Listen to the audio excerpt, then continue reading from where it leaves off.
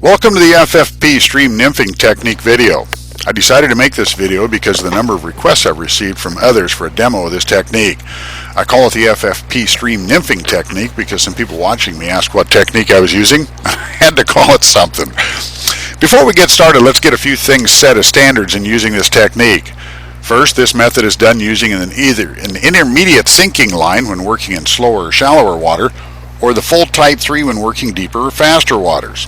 Second, often use dry flies when performing this technique, not just nymphs. Using the dry fly patterns, like the elk air caddis, turns the fly into the preferred food of the fish, the emerger. Third, I don't use any weighted flies because they won't climb and settle like insects naturally do in the water. This lack of motion defeats the purpose behind this technique. Now, I recorded this video on a small camera on the Crooked River by myself. You'll notice that I don't catch anything during the video. This is not proof it doesn't work. It's because I found a fly I got no response to for several drifts, so during the shooting I wouldn't have to stop and do a release. With that in mind, let's get started. I look for an area where there's a bar I can stand on above a deeper hole in stream I'm fishing, then wade out, usually not much over knee deep, pull out about 25 feet of line and cast it straight downstream from where I'm standing. Once you've made the cast, simply place your rod tip down in the water and allow the current to push the line down deeper. After a few seconds of time allowing this settlement, lift the tip to the surface and begin the recovery method demonstrated here.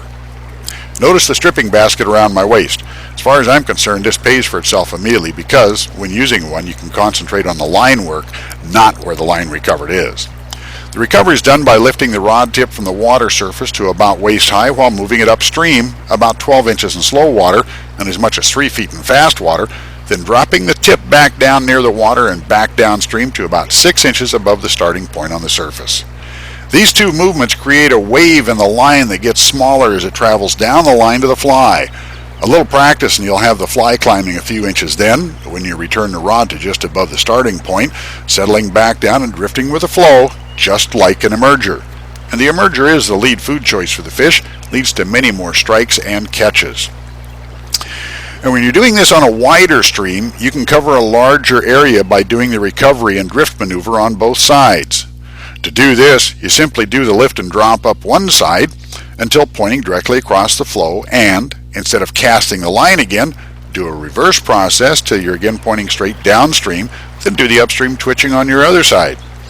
Once you've completed the sweep, you can either lift the line and do a standard cast while adding 3 to 5 feet of line, or simply flip a small roll cast and feed out a few more feet of line and allow the current to pull it out to length.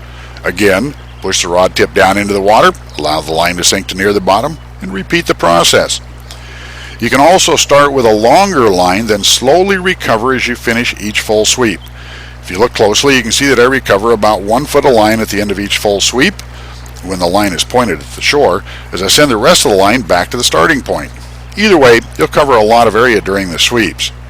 At first thought, many tend to wonder about this method, but think about this. When you do a standard drift, based on the usual fish movement action, you'll cover a swath about 1 foot wide through the drift. When I do this lift and drop method to both sides, I can sweep a swath more than 20 feet wide, which is apt to attract more fish to action.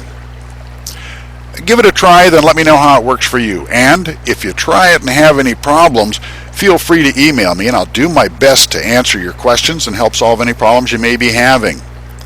Now, here's hoping you enjoy the FFP Stream Nymphing technique, and feel free to join in here and do full reports and leave comments on the blog page.